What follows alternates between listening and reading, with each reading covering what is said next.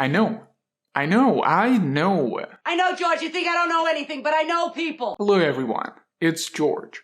And in today's lesson, I want to explain the phrase I know, in what situations it's better not to use this phrase, and of course the better alternatives, so you can use it correctly and explain yourself more vividly, and you don't make people feel like you're not interested in the conversation when talking to them and saying I know. Plus, it's just overused a lot, and you have to learn something different. And as a non-native English speaker, I understand how English can be different from our native language, and certain interpretations might be understood incorrectly. So let's start with learning the situations when using I know would not be the best solution. I'm sorry for forgetting to call yesterday. I know, I'm fine. It doesn't sound like it's really fine, isn't it? And there is another one. I think your presentation can use some improvement next time. I know, but I did my best. It sounds way too rude and arrogant.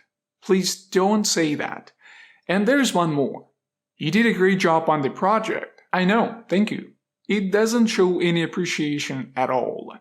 So when somebody's telling you a story or a fact that you might be already aware of, doesn't change the fact that you might not know or understand where it all come from, why it is happening, or the real point that a person wants to deliver to you.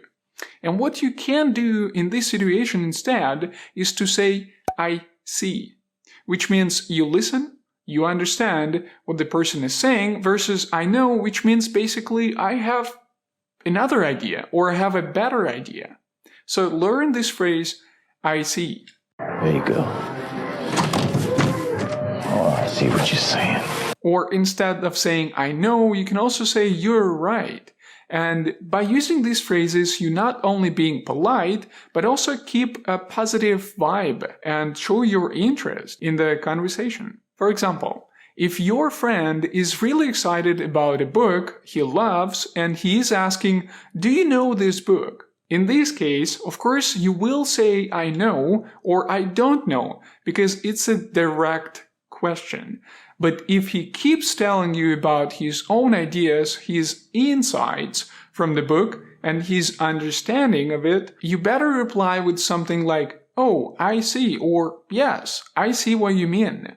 And that means you listen, you understand what the person is saying, or you are trying to understand if he's still explaining that. That's actually a very good point, because that's the phrase you can use while somebody's explaining or telling you something, like in the middle of someone's speech. Again, you are just showing your engagement, your presence in the conversation. Or if you're discussing a tough situation with a coworker, instead of a flat I know, you can show empathy with I understand. It lets him know you are on his side, you are understanding, you are being supportive, you're tuned in to their feelings. Like in this example. This week was so hard and I was slaving away the whole weekend. Oh yeah, I understand. Here's you show that you know how it feels and you show your support.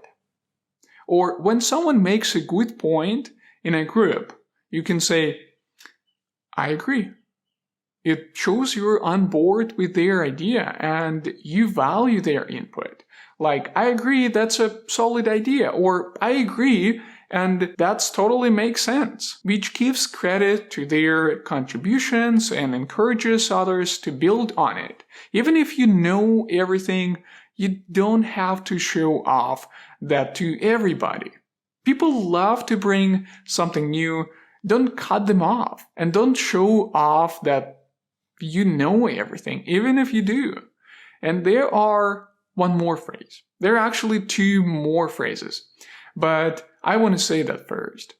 All of those phrases are similar, and you can use them interchangeably in different situations, and you will sound a lot better, more confident and engaged in the conversation. And to start using these phrases in your speech, just try to write them down somewhere. And whenever you want to say I know, try to use a new phrase. Push yourself to use new structures.